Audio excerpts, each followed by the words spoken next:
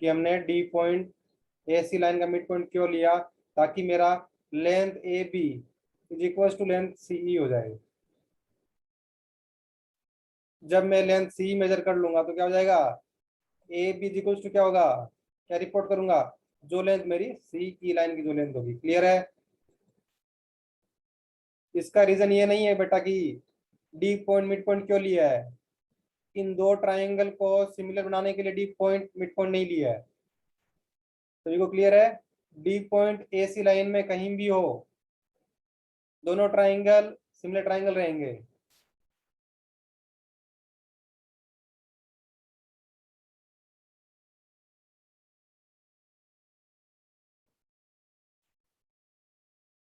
ये D point अगर mid point नहीं है एसी लाइन का, उस केस में भी बेटा दोनों ट्राइंगल सिमिलर ट्राइंगल रहेंगे। क्यों, ये एंगल 90 है। क्लियर है। ये एंगल इक्वल होंगे दोनों, तो जो रिमेनिंग एंगल है वो भी इक्वल होगा बेटा। जब दो एंगल सेम है दो ट्राइंगल के, तो थर्ड एंगल भी दोनों का इक्वल होगा। क्यों, समेशन 180 होता है, तो थर्ड एंगल भी दोनों का सेम होगा। तो इससे मैटर नहीं करता D point A C line का मिड पॉइंट है या नहीं है, सिमिलरिटी के लिए। डी पॉइंट मिड पॉइंट है तो भी सिमिलर होंगे, डी पॉइंट अगर मिड पॉइंट नहीं है तो भी सिमिलर होंगे दोनों ट्राइंगल। हम इसलिए ले रहे हैं मिड पॉइंट, ताकि जो मेरा ए बी का लेंथ है equal to C E line का लेंथ हो जाए बेटा। नेक्स्ट केस क्या है, वही सेम है। जो ए बी लाइन थी, तो ए से आपको एक परपेंडिकुलर ड्रॉ करना है, उस लाइन पे आपको सी पॉइंट ऐसे लेना है। जब आप ए सी लाइन पे परपेंडिकुलर लाइन ड्रॉन फ्रॉम ए, उस पे आपने सी पॉइंट सेलेक्ट कर लिया। क्लियर है। ए बी लाइन था, यहाँ से आपने ऐसे परपेंडिकुलर ड्रॉ किया, इस पे आपने सी पॉइंट सेलेक्ट कर लिया। अब क्या करना है, बी पॉइंट आपके पास ऑलरेडी है, ए पॉइंट आपके पास है। अब आपको एक डी पॉइंट सेलेक्ट करना है। डी पॉइंट कैसे सेलेक्ट करोगे, कि मेरा angle angle B C D angle B C D 90 degree angle बने बेटा मेरा। इस हिसाब से आपको डी पॉइंट सेलेक्ट करना है on the line A B. वो पॉइंट कहाँ है बेटा, कहीं भी हो सकता है ना डी पॉइंट तो। क्लियर है। तो किस पोजीशन पे होगा वो, इस ए बी लाइन पे, कि जहां से angle B C D 90 degree बनेगी। क्लियर है सभी को। सेकंड केस मैं आपसे बोल रहा हूँ, जो सेकंड केस में रहा है, इसके अंदर कौन से दो ट्राइंगल बेटा सिमिलर ट्राइंगल है। सेकंड केस में कौन से दो ट्राइंगल सिमिलर ट्राइंगल है, और सिमिलरिटी कौन सी है, और तीन कंडीशन कौन सी है, may be in the term of side और एंगल, जो दोनों ट्राइंगल में इक्वल होंगे।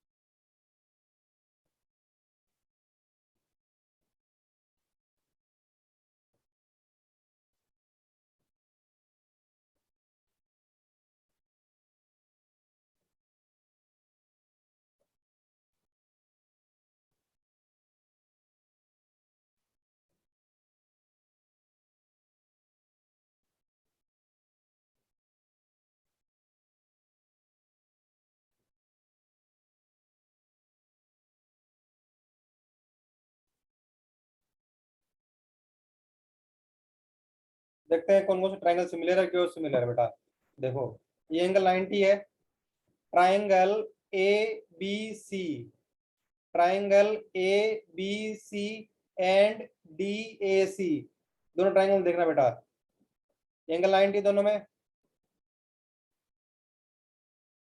क्लियर है।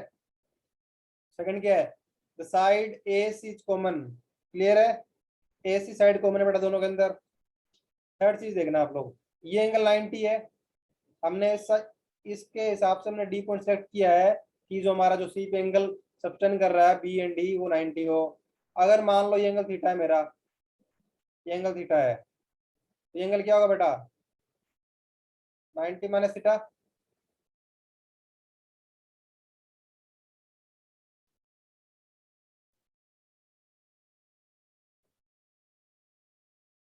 क्लियर है सभी को कि डी एंगल 90 माइनस थीटा कैसे आया बेटा, टोटल समेशन कितना 180, एक angle theta, second one 90, third क्या होगा 90 माइनस थीटा होगा। तो मैं आपसे पूछ रहा हूँ जो ये एंगल मेरा है कौन सा, ए सी डी एंगल कितना होगा, ये एंगल थीटा होगा।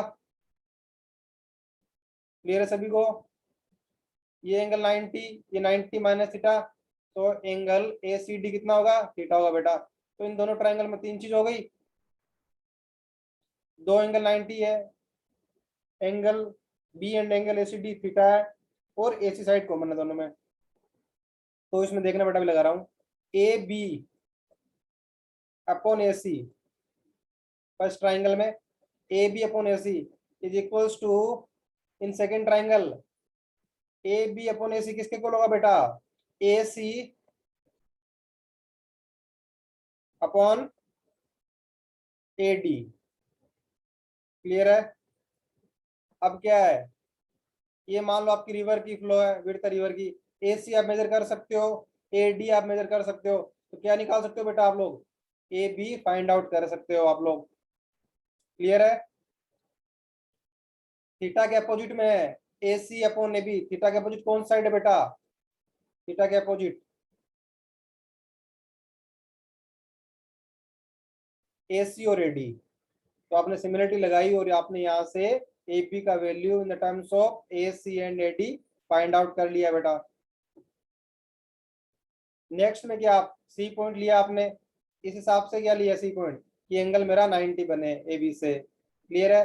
फिर इस ए सी लाइन पे आपको एक डी पॉइंट लेना है, ए सी लाइन पे डी पॉइंट लेना है, ताकि accordingly angle A D E भी आपका 90 बने बेटा। इस केस में क्या होगा आपका, the length A B is equals to length A E. Clear है सभी को, length A B is equals to length A E. Next case हम देखेंगे, अभी तक हमने दो टाइप के केस देखे मेनली। फर्स्ट केस क्या था, जहां रेंजिंग नहीं कर सकते, obstruction to the ranging only. Second case क्या था, obstruction to the chaining only. Next case क्या होगा, जब चेनिंग और रेंजिंग दोनों में ही ऑब्स्ट्रक्शन हो बेटा आपका।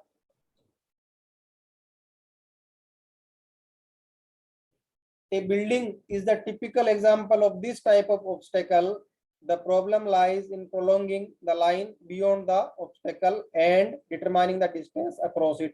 मान लो कोई बिल्डिंग आ रही है, तो रेंज भी नहीं कर सकते बिटवीन, और जो आपका चेनिंग भी नहीं कर सकते, वहां से चेन लेके पास नहीं हो सकते, बिल्डिंग आ रही है तो अगर कोई, तो ये इसका एक टिपिकल एग्जांपल है थर्ड केस का, जब रेंजिंग और चेनिंग दोनों के अंदर आपका ऑब्स्टेकल हो बेटा।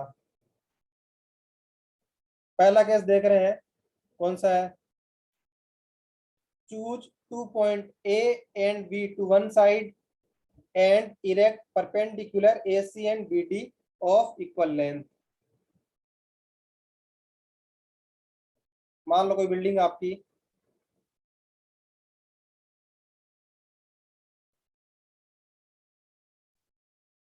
क्लियर है, आपको इस बिल्डिंग के अलोंग कुछ लेंथ मेजर करना था, लेकिन बीच में बिल्डिंग आ रहा है, मान लो आप सर्वे लाइन, ये एग्जांपल, इसके बीच में आपका बिल्डिंग आ रहा है, तो क्या है, ना तो आप रेंज कर पा रहे हो ना आप चेनिंग कर पा रहे हो बेटा। तो इस केस में क्या करना है, तो हम लोग पहला केस डिस्कस करेंगे।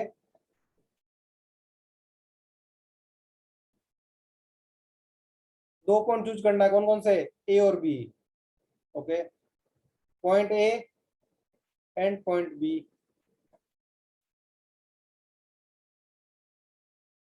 अब इनसे क्या है, परपेंडिकुलर ड्रॉ करना है, ए से ए सी, बी से line, B D line, perpendicular आपने ड्रॉ कर ली बेटा।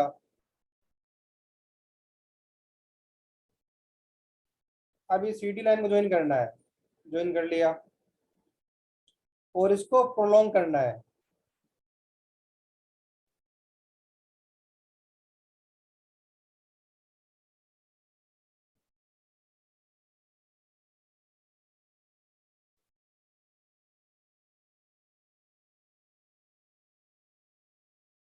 आपको ड्राइंग के साथ बता देता हूँ।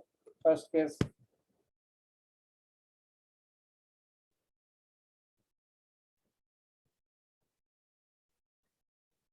जो आपको बेटा पहला फिगर दिख रहा है, फर्स्ट फिगर, वो इस फर्स्ट केस को ही डिपिक्ट कर रहा है बेटा। जो आपकी बिल्डिंग दिख रही है आपको, जो एच पोर्शन में है,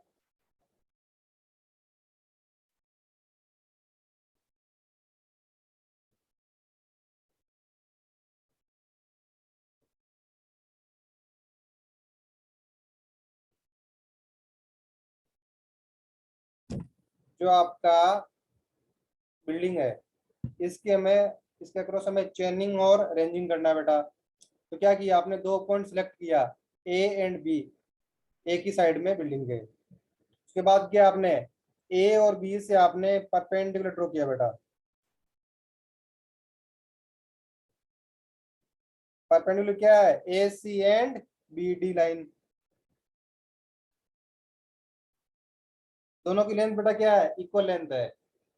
आपने ए और बी से परपेंडिकुलर ड्रॉ किए, ए सी एंड बी डी, इन दोनों की बेटा लेंथ इक्वल है। फिर आपने सी डी लाइन को ज्वाइन कर लिया। क्लियर है यहाँ तक सभी को? फिर इस लाइन को आपने प्रोलॉन्ग किया बेटा, इस लाइन को आपने प्रोलॉन्ग किया मीन्स एक्सटेंड किया है, इस लाइन को आपने एक्सटेंड किया है। क्लियर है सभी को यहाँ तक?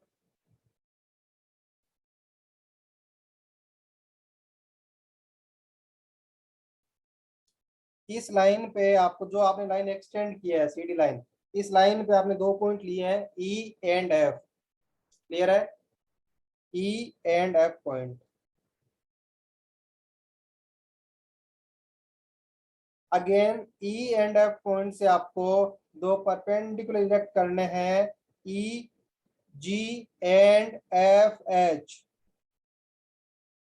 अब इनका बड़ा लेंथ कितना होगा, जो लेंथ मेरा ए सी और बी डी का लेंथ था,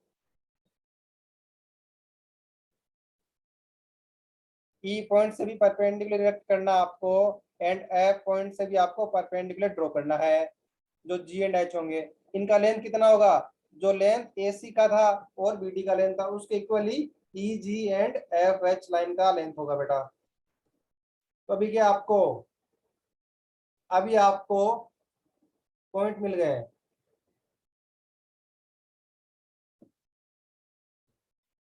जी एंड एच।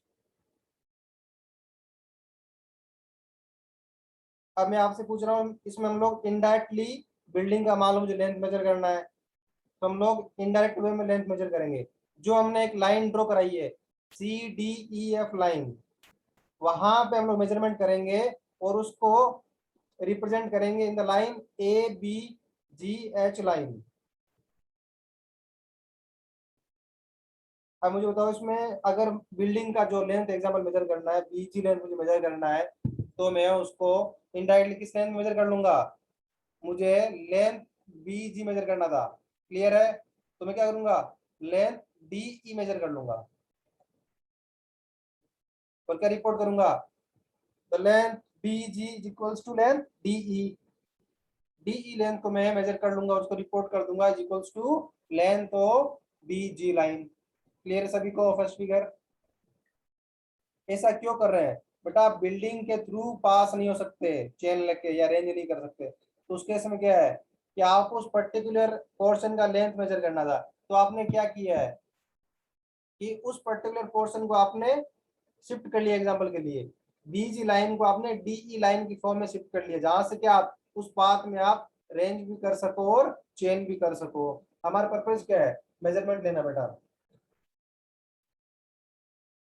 सेकंड केस लेते हैं, जो सेकंड फिगर में आपको शो हो रहा है। सिमिलरली वही केस, आपने ए और बी, आपने दो पॉइंट लिए एक तरफ,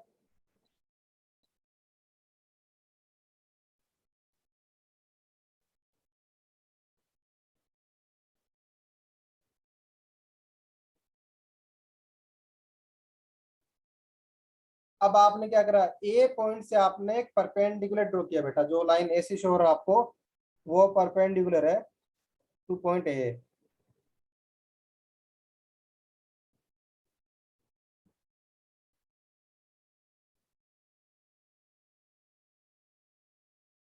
सेकंड केस डिस्कस कर रहे हैं, ए पॉइंट है, यहाँ से आपने परपेंडिकुलर ड्रॉ किया ए सी। अब क्या करना आपको, ए सी का लेंथ कितना लेना है वो देखिए, जब आपने इस पे बी पॉइंट भी लिया, जितना लेंथ ए बी का बेटा, जितना लेंथ ए बी का है उतना ही लेंथ बेटा आपका ए सी का होना चाहिए। आपको सी पॉइंट ए सी पे जो लाइन पे सी पॉइंट है वो इस तरह लेना है कि length of A C is equals to length of A B. Clear है यहाँ तक सभी को? बी एंड सी को ज्वाइन कर दो बेटा पॉइंट को, और इस लाइन को प्रोलॉन्ग करो। बी एंड सी को ज्वाइन कर दिया और इस लाइन को बेटा प्रोलॉन्ग करो आप लोग। अब हमें इस जो हमारी एक्सटेंडेड लाइन है बी सी लाइन, इस पे हमें डी पॉइंट लेना है। क्लियर है? कन्वीनियंट अपने हिसाब से कहीं भी ले लो इस पे डी पॉइंट, यहाँ पे कोई रेस्ट्रिक्शन नहीं है कि लेंथ कितना होना चाहिए। इसके बाद क्या है, जो मेरा बी सी डी लाइन है इससे 90 डिग्री पे, बी सी डी लाइन है इससे बेटा 90 डिग्री पे एक लाइन ड्रॉ करनी है। इससे 90 डिग्री पे मुझे एक लाइन ड्रॉ करनी है।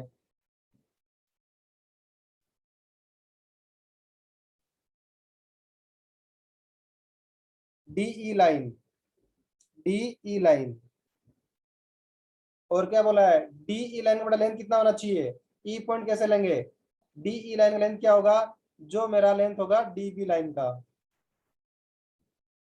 The length of DE line is equals to length of DB line। Clear है? ये लेंथ दोनों इक्वल होंगे, ये एंगल 90 होगा। इस तरीके से आपको point D and point E mark करना है। अब आपको जो डीई लाइन है इसके ऊपर आपको एफ पॉइंट सेलेक्ट करना है बेटा।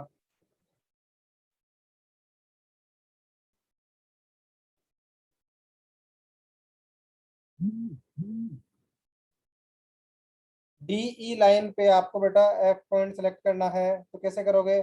हमें प्रीवियस जो हमारे पास मेजरमेंट है उनके अकॉर्डिंग हम लेंथ लेंगे।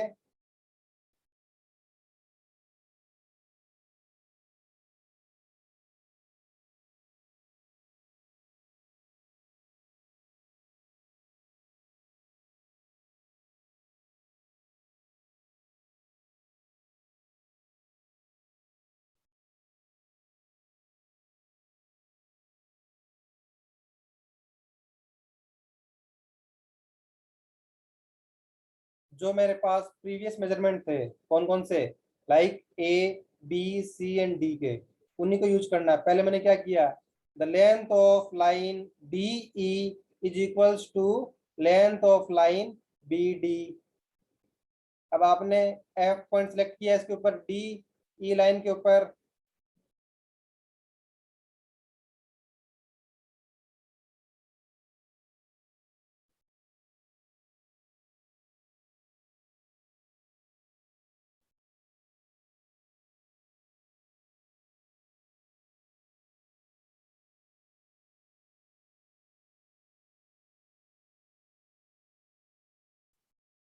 आपको ई पॉइंट से एफ पॉइंट के सिलेक्ट करना है, जी पॉइंट के सिलेक्ट करना है। आपने ये क्या देखा बेटा, ए बी और ए सी का लेंथ आपका इक्वल था प्रीवियस वाले में, उसी के अकॉर्डिंग आपको एफ एंड जी पॉइंट लेना है।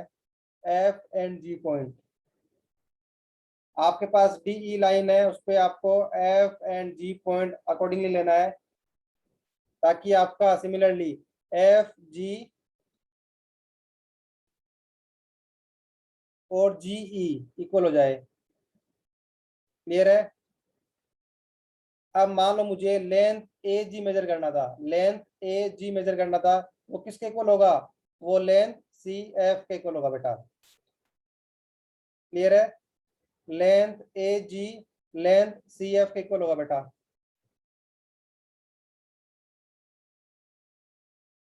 लेंथ ए जी लेंथ सी एफ इक्वल होगा इसके अंदर।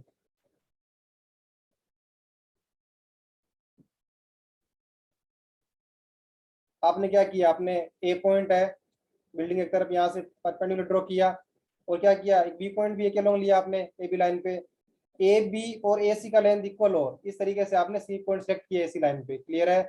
उसके बाद क्या है, बी सी को ज्वाइन किया और आपने इस लाइन को एक्सटेंड किया है। इस एक्सटेंडेड लाइन पे आपने डी पॉइंट सेलेक्ट किया है ऐसे, और वहां पे 90 डिग्री पे आपने डी ई लाइन सेलेक्ट किया है बेटा। The length of D E and D B क्या इक्वल है? डीई लाइन पे आपको एफ पॉइंट कैसे सिलेक्ट करना है? जो प्रीवियस आपने देखा है, जो इनकी रेडियस थी आर्क की, ये दोनों साइड इक्वल था, तो जो इस आर्क की रेडियस थी उसके अकॉर्डिंगली आपने इक्वल रहे, आपने हिसाब से आपने F and G point select किया इस लाइन पे। अब क्या बोलेंगे? The length of A G line is equals to length of C F line. बेटा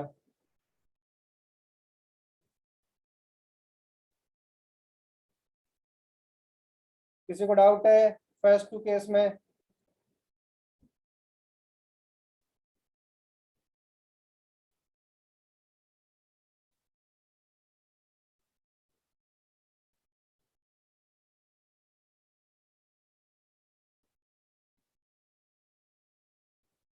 ओके,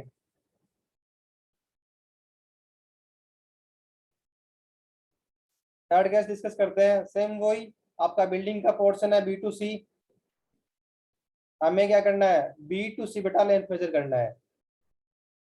तो इस बार क्या बोल रहा है? इस बार क्या करेंगे हम लोग? इस बार हम लोग इक्विलेटरल ट्रायंगल कॉन्सेप्ट यूज करेंगे हम लोग इस बार। बेटा ये डिफरेंट डिफरेंट तरीके हैं उस बिल्डिंग की लेंथ मेजर करने का अक्रॉस। क्लियर है?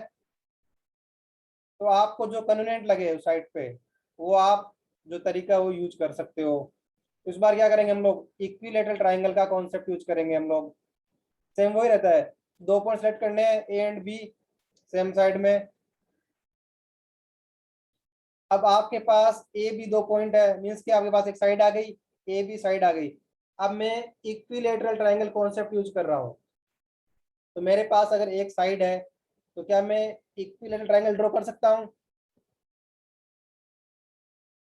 मान लो मेरे पास दो पॉइंट थे ए एंड बी,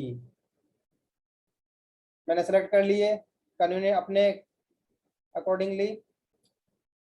मैं आपसे पूछ रहा हूँ, जब आपके पास दो पॉइंट ए बी सेलेक्ट कर लिए, तो यहाँ से आप लोग इक्विलेटरल ट्रायंगल ड्रॉ कर सकते हो बेटा। कैसे करोगे?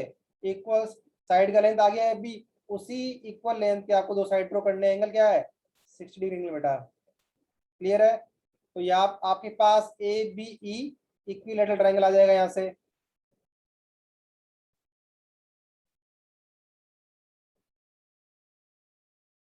या तो ए बी रेडियस का आप आर्क ड्रॉ कर लो, या 60 डिग्री एंगल पे आप लोग लाइन ड्रॉ कर लो ए बी इक्वल की। क्लियर है सभी को?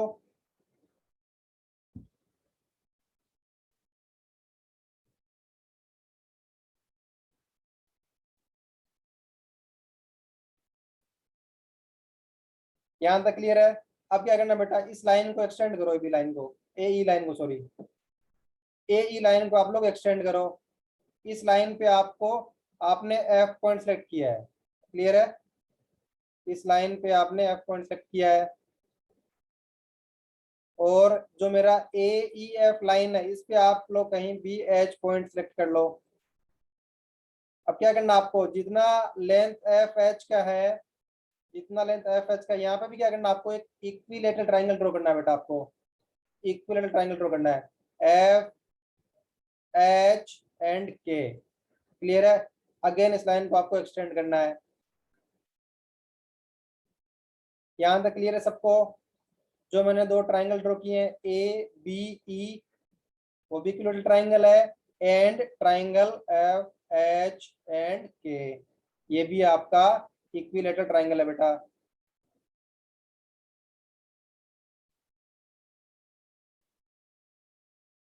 क्लियर है? इस लाइन को एक्शन क्या करना है कि एफ डी, जो मेरा लाइन एफ डी है वो is equals to F A हो बेटा।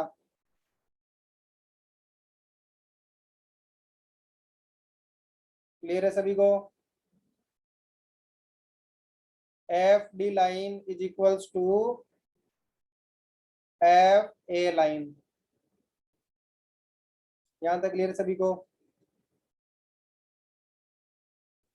इस एफ डी लाइन पे आपको जी पॉइंट सेलेक्ट करना है, और क्या करना है? यहाँ पे भी आपको एक इक्विलेटरल ट्राइंगल बेटा कंस्ट्रक्ट करना है आपको। क्या नाम होगा? D G C triangle.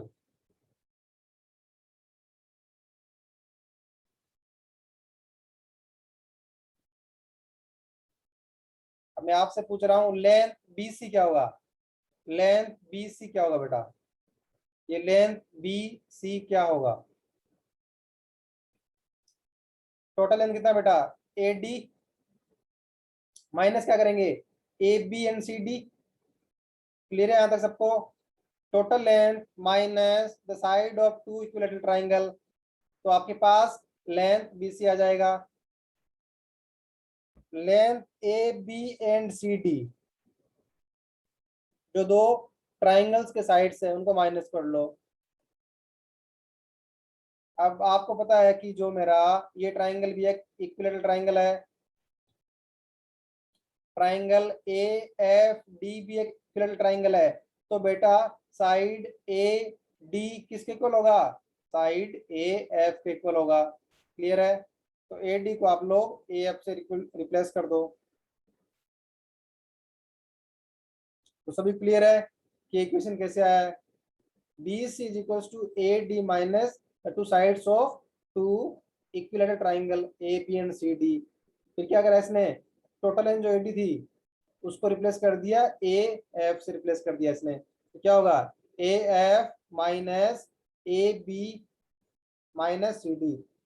कोई मुझे बता सकता है इन्होंने ऐसा क्यों किया, ए डी को इसने ए एफ से रिप्लेस क्यों किया, ए डी को ए एफ से रिप्लेस क्यों किया बेटा इसने,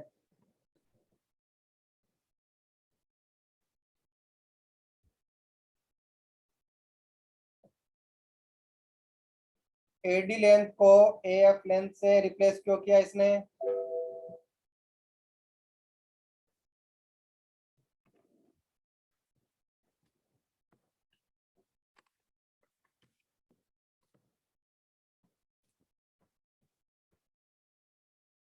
बेटा एडी आप मेजर ही नहीं कर सकते, बिल्डिंग आ रही है ना, हमारा मेन मोटिव क्या था कि चेनिंग नहीं कर पा रहे थे, बिल्डिंग ऑब्स्टेकल बन रहा है, तो बेटा एडी कैसे मेजर कर लोगे, तो इसीलिए हमने एक इक्विलेटरल ट्राइंगल है इसलिए हमने एडी को ए एफ से रिप्लेस कर दिया, हम लोग ए एफ साइड मेजर कर सकते हैं। क्लियर है कि एडी को हम लोग क्यों रिप्लेस कर रहे हैं एफ से, हमारा जो मेन मोटिव क्या था कि जो ऑब्स्टेकल था, ऑब्स्टेकल उसके थ्रू हम पास नहीं हो सकते, तो बेटा हम एडी कैसे मेजर कर पाएंगे, जब हम लोग बीसी नहीं मेजर कर पा रहे थे तो हम एडी कैसे मेजर कर पाएंगे। क्लियर है, इसीलिए हमने एडी को एफ से बेटा रिप्लेस किया है।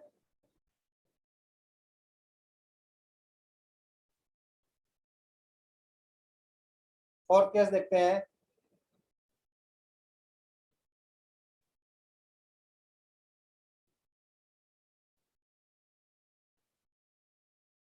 जो आपकी बिल्डिंग है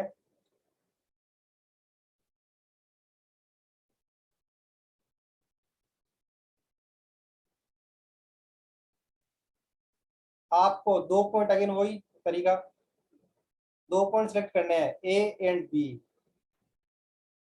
जो आपकी चेन लाइन है सर्व लाइन है उस पर हम दो पॉइंट सेलेक्ट किए, क्या है पहला पॉइंट ए पॉइंट है, सेकंड क्या आपका बी पॉइंट, आपने आपने दो पॉइंट सेलेक्ट किए हैं ए एंड बी। क्लियर है यहाँ तक सभी को, एक ही तरफ,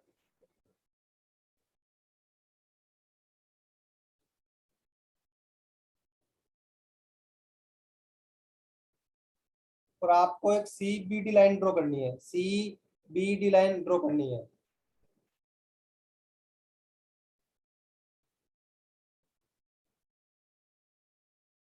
क्लियर है,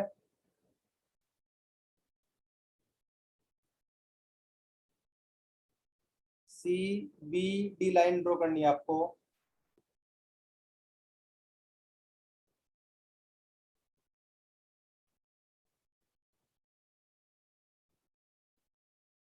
ए को सी पॉइंट से ज्वाइन करना है और इसको प्रोड्यूस कहाँ तक करना है, एफ पॉइंट तक करना है, such that AF is equals to n times of AC.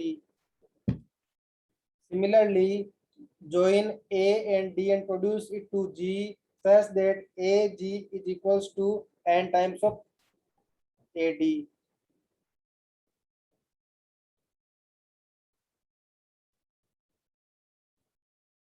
मान लो ये आपका ऑब्स्ट्रक्शन था बिल्डिंग का, आपने दो पॉइंट लिए, point A and point B बेटा, अब पॉइंट बी से आपको सी एंड डी लेने हैं, एक आप लाइन ड्रॉ करनी है सी बी डी लाइन, जरूरी नहीं है ये परपेंडिकुलर हो, किसी एंगल पे भी हो सकती है, किसी एंगल पे भी हो सकती है आपकी C B D line. Clear है सभी को? और ये भी जरूरी नहीं है कि C B is equals to B D हो, ये कोई जरूरी नहीं है, वो स्पेसिफिक केस हो जाएगा एक। यहाँ तक क्लियर है सभी को कि ए बी पॉइंट के बाद हमने सी डी पॉइंट लिए, जो सी बी डी एक लाइन पे है। अब आपको ए सी लाइन को एक्सटेंड करना है, आपको ए डी लाइन को एक्सटेंड करना है। क्लियर है? इस पे आपको F point on the A C line and G point on the A D line लेना है। किस तरीके से लेना है कि जो मेरा ए सी लेंथ है, मेरा ए सी लेंथ है,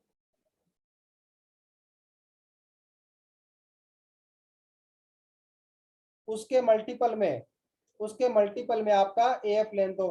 फॉर एग्जाम्पल अगर मान लो मेरा ए सी 2 मीटर है, तो मेरा ए टू एफ क्या होना चाहिए? फॉर एग्जाम्पल हमने 10 मीटर ले लिया। क्लियर है सभी को? मीन्स क्या हो गया? 5 टाइम्स ऑफ ए सी हो गया ए एफ मेरा। ये क्लियर एग्जाम्पल है। N times of A C या n times of A D का क्या मीनिंग है? सिमिलरली मान लो मेरा ए डी है 3 मीटर, ए डी है मेरा 3 मीटर, तो क्या करना है इस बार भी 5 टाइम्स ऑफ ए डी लिया मैंने, ए जी को 5 टाइम्स ऑफ ए डी लिया है, कितना हो गया? 15 मीटर हो गया बेटा मेरा ए जी डिस्टेंस। यहां तक क्लियर है सभी को?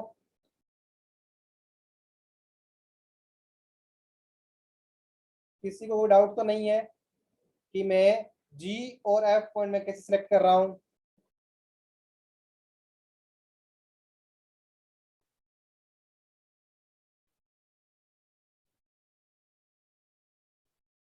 एफ जी लाइन पे आपको ई पॉइंट सेलेक्ट करना है बेटा, ई पॉइंट। ई पॉइंट कैसे सेलेक्ट होगा? ई पॉइंट कैसे सेलेक्ट होगा? उसी रेशो में होगा बेटा। एफ ई क्या होगा? जो लेंथ बीसी का होगा, जो लेंथ बीसी का होगा उसका ही n times of BC length होगा, एफ ई लेंथ। तो वहां से आपके पास ई पॉइंट भी आ जाएगा। क्लियर है? जो हमने एन या जो हमने रेशियो मेंटेन किया था इनिशियली, लाइक 5 का रेशियो मेंटेन किया था हमने, उसी रेशियो में मेरा एफ ई लाइन होगा किसके? बीसी के कंपैरिजन में। जितना लेंथ बीसी का होगा, मान लो 1 मीटर है, तो इसका लेंथ क्या होगा? 5 मीटर होगा, length of F E line.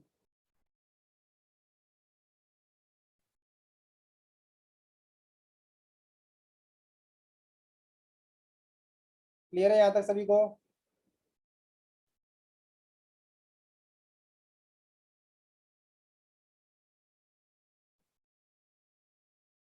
Again क्या करना है? इस लाइन को एक्सटेंड करना है। जो मेरा ए एफ लाइन था उसको मुझे ए से एच तक एक्सटेंड करना है। सिमिलरली ए जी लाइन को मेरे को के तक एक्सटेंड करना है। इस बार क्या करना है? इस बार रेशियो क्या रहेगा? पहले क्या रेशियो था ए एफ लाइन का? एन टाइम्स ऑफ ए सी था बेटा आपका ए एफ लाइन। इस बार एच लाइन क्या होगा? N days times of A C.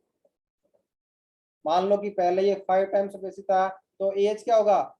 7 times of A सी ले लो आप लोग एग्जाम्पल के लिए, 7 टाइम्स ऑफ ए सी।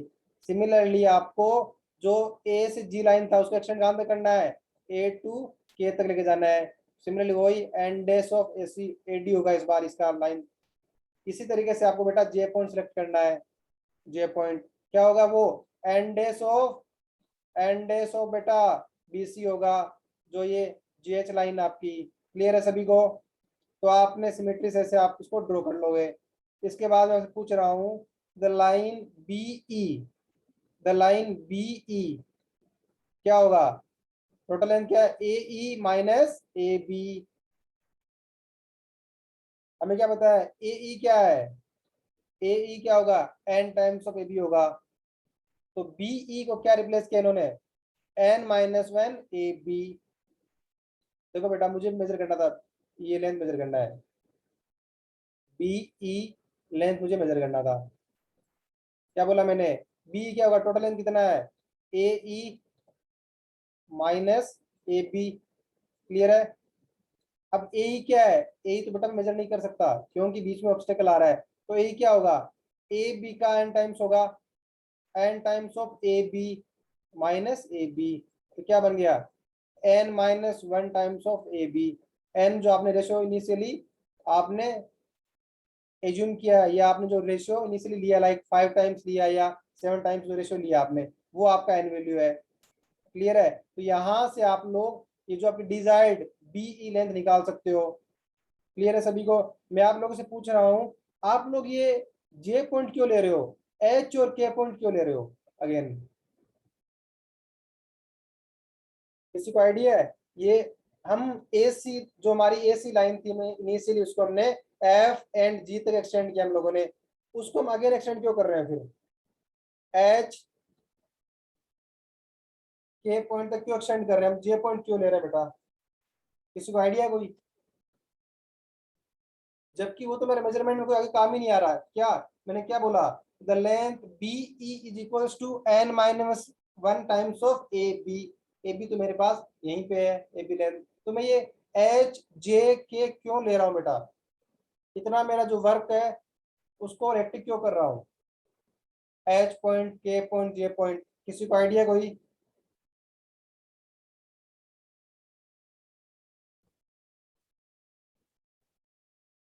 बेटा जो आपका ये जो, किसी को पता है ना कि लाइन के लिए मिनिमम 2 पॉइंट चाहिए आपको, तो ये जो लाइन है ये ए बी लाइन के लॉन्ग लाइन रहे, इसको रेंज करना है, तो बेटा मेरे को 2 पॉइंट चाहिए minimum, E and J. Clear है सभी को?